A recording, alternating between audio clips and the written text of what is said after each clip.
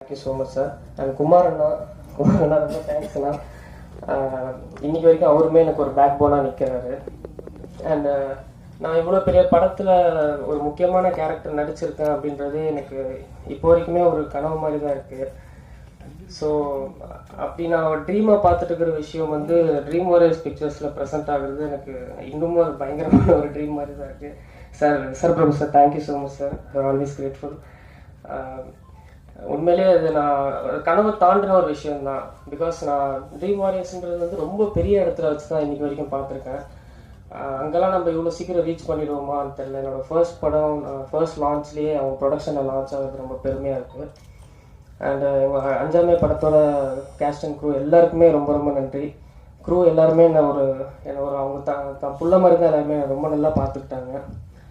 And press and media எல்லாருக்குமே ரொம்ப நன்றி. இதனோட பிகினிங் ஸ்டேஜ்